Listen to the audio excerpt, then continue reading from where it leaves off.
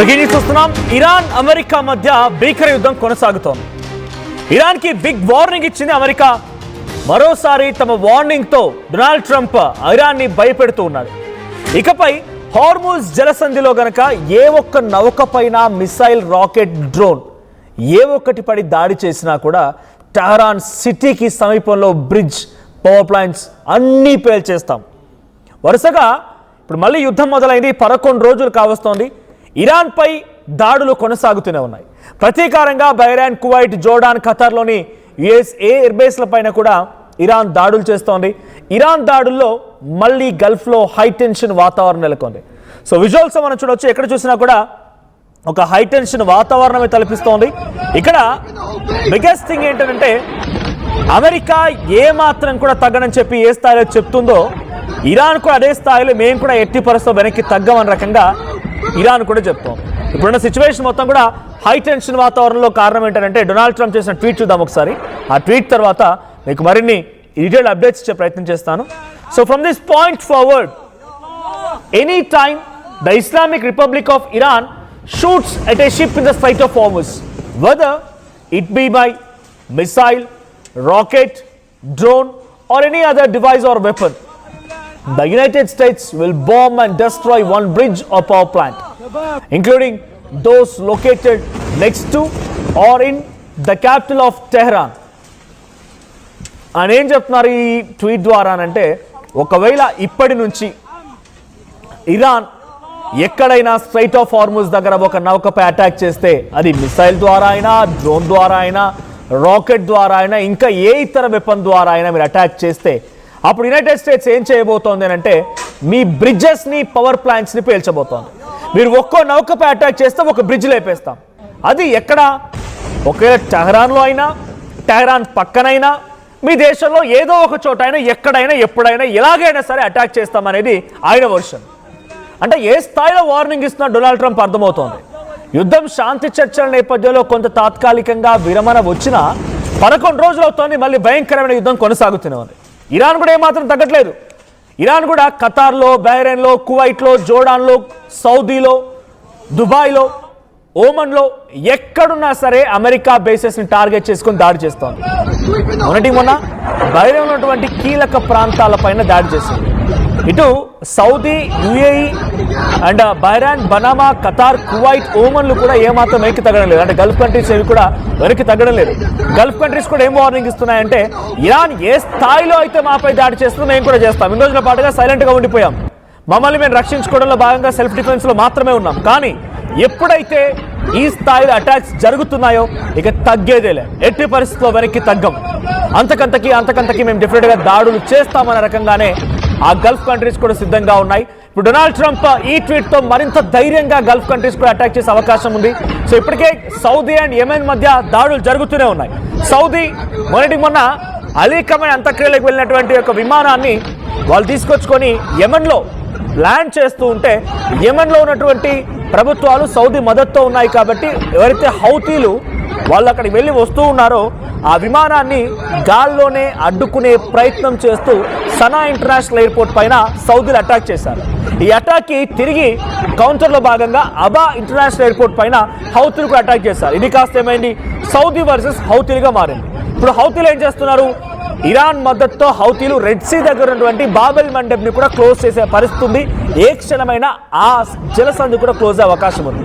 అంటే అటువైపు చూడడానికి అవకాశం లేదు, ఇటువైపు నుంచి చూడడానికి అవకాశం లేదు. రెండు వైపుల నుంచి దారులు మూసుకొని తలుపులు మూసుకుంటే ఎలాంటి పరిస్థితి అయితే ఉంటుందో అలాంటి పరిస్థితి ఉండే అవకాశం ఉంది.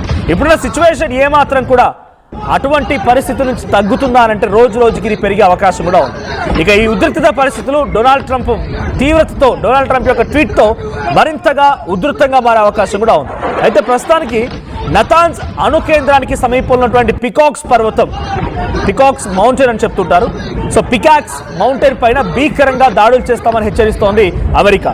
అయితే వాటి కింద ఉన్నటువంటి రహస్య భూగర్భ అణుశక్తిని కూడా మళ్ళీ కుప్పకూల్చబోతోంది అమెరికా. బికాజ్ ఎప్పుడైతే అమెరికా తమ స్థాయిని పెంచుతూ మళ్ళీ దాడులు చేస్తూ వస్తుందో అప్పుడు మళ్ళీ డొనాల్డ్ ట్రంప్ ఒకటే ఫిక్స్ అయిపోయారు. ఏదైనా సరే నేను ఇరాన్ని మాత్రం నా కంట్రోల్కి తెచ్చుకోవాలి, లేదా భయపెట్టాలి, లేదంటే బతిమాలితే కుదరట్లేదు కాబట్టి మళ్ళీ భయపెట్టే ప్రయత్నమే ఆయన చేస్తూ ఉన్నారు.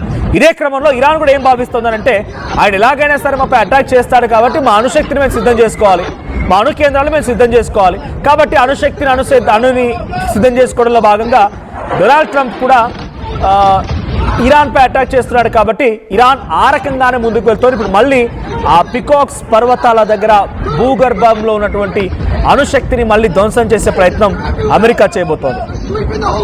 అయితే అణు ఆయుధాల తయారీని పూర్తిగా అడ్డుకునే ప్రయత్నం చేయబోతోంది. సో ఇప్పటి వరకు ఇరాన్పై జరిగినటువంటి దాడులు కేవలం ట్రైలర్ మాత్రమే అని చెప్పి అమెరికా చెప్తోంది. ఇకపై ముందుంది అసలు సినిమా అంటూ కూడా అమెరికా హెచ్చరిస్తుందట. ఇక ఇరాన్ వద్ద దాదాపుగా 1000 పౌండ్ల ఆల్రెడీ వాటిని శుద్ధి చేసినటువంటి యురేనియం సిద్ధంగా ఉందని చెప్పి ట్రంప్ అంటూ ఉన్నారు. ఇక దాంతో ఆ పికాక్స్ పర్వతం కింద అణు కార్యక్రమాన్ని చేపడానికి ఇరాన్ అన్ని రకాలుగా ప్రయత్నం చేస్తున్నట్టుగా కంప్లీట్ పిక్చర్ ఇన్ఫర్మేషన్ మా దగ్గర ఉంది అని చెప్పి అమెరికా భావిస్తోంది. సో అయితే ఆ దేశం డెఫినెట్గా ఇబ్బంది పడుతుంది దీంతో అన్నట్టుగా అమెరికా వార్నింగ్ ఇస్తోంది.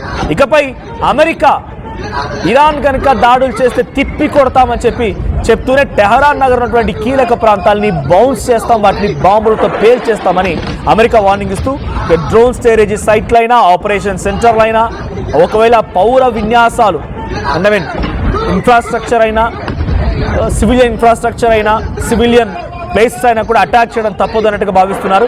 ఏదేం జరిగినా ఇప్పటి వరకు మాత్రం చాలా భయంకరమైనటువంటి దాడులు 11 రోజులుగా జరుగుతూనే ఉన్నాయి.